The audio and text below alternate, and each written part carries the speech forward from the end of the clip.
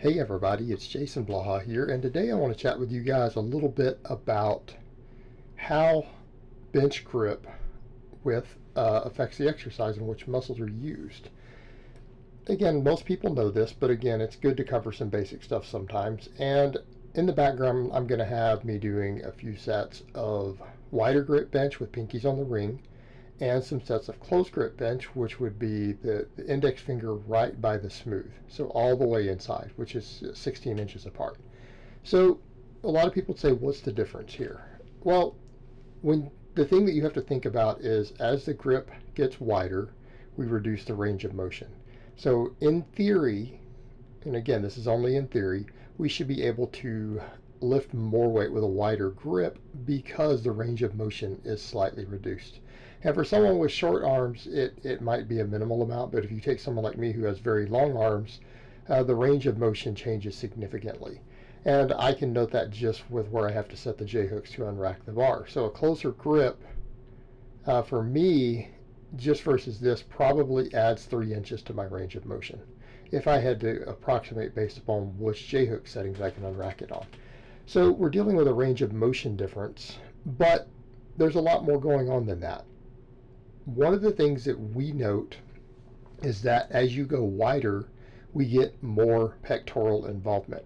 In other words, the pecs are always going to be a primary mover on the bench press, but the wider we go, the more chest that we use. Now, I've hear some people say things like, well, doesn't that mean more delt also? No, actually not.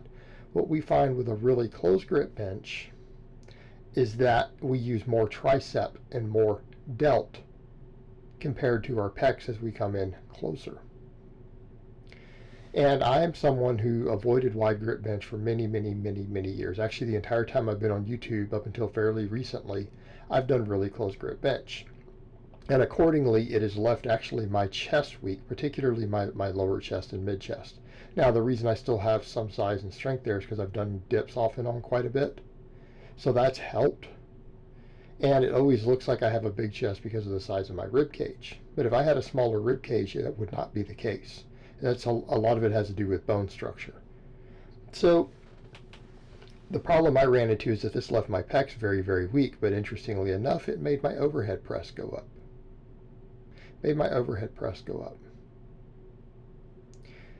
And so again, it's something I often point out to people is that if you need a good accessory for the overhead press, the close grip bench is phenomenal. It's phenomenal. Why? Because it's a very anterior deltoid and tricep dominant exercise. Well, which muscles are involved in the overhead press?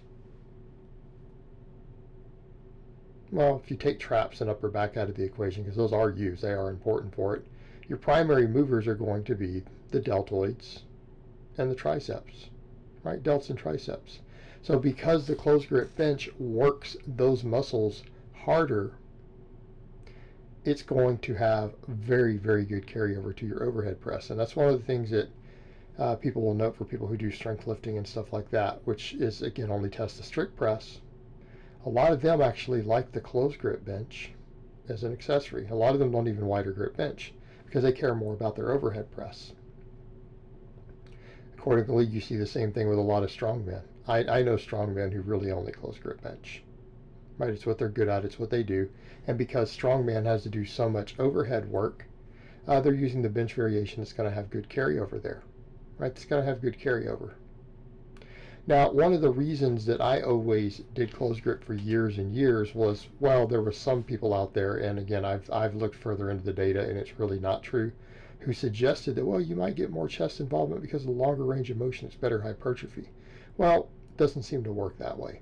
Right? Anyone who's done really close grip benching versus wider grip benching, who's compared the two, you know that you feel your chest less. And the data says that you feel the chest less. For me, one of the reasons I did it was, again, just overall shoulder health. Overall shoulder health. But you know what? That still didn't prevent me from getting an injury doing pull-ups. Okay, I still got a shoulder impingement doing pull-ups that I had to rehab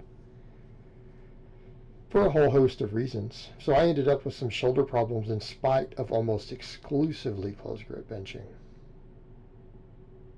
And what I found is that once I fixed my shoulder from that, and I learned to just dig in and try to start doing wider grip benching. Do you know what? My bench started going up. And I felt like I was always stronger on the closed grip, but I had always trained the closed grip more. And I had done a lot of tricep accessories because, again, my closed grip always seemed to struggle with lockouts, which again makes sense due to it being more tricep dominant. I found that doing a lot of tricep work carried over to it really well. And I got up to the point where I was close gripping 350, actually 352. I'd done it a couple times on camera. And even once after my shoulder impingement. But at the end of the day, if we're looking for overall size and strength, we need to be using a slightly wider grip. Why? Because pecs, we get bigger pecs. And again, because we're getting a bigger muscle involved, more. With a shorter range of motion, we should in theory be able to move more weight. And I've gotten to the point already by the time I'm filming this video to where I have caught more or less my wider grip bench has caught my closed grip that I worked on for years and years and years in a relatively short period of time, really just a couple of months. And who knows, by the time this video comes out, hopefully my chest is a lot stronger. Probably be a lot stronger. My bench will hopefully be much, much, much stronger than it is now. We'll see what happens when this video is out. These tend to be 9 months behind right now. So we'll see where it is. But the overall point here is that the emphasis changes. And I don't think in this case, from a hypertrophy perspective, that the added range of motion really makes a significant difference. Because even though there's a longer range of motion, we're changing the emphasis of muscles. And therefore we're getting less pec involvement. Therefore, we aren't going to get as much total hypertrophy. So for general hypertrophy purposes, I'm going to say, look, the wider grip is better, but be careful with your shoulders, right? You need to make sure you get a lot of lat activation. Make sure you're not touching the bar high up on your chest. All right, you need to make sure that your rear delts are strong. Okay, you make sure that your delts are strong in general, actually. And again, that will help prevent some of the shoulder injuries and things that we're concerned with, and knowing your limits. Because like with anything else, how do we get overuse injuries? Well, excessively doing the same movement pattern for too much volume for too long. Okay, and overuse injuries are how we get hurt in a lot of these areas. That contributed to my shoulder impingement, right?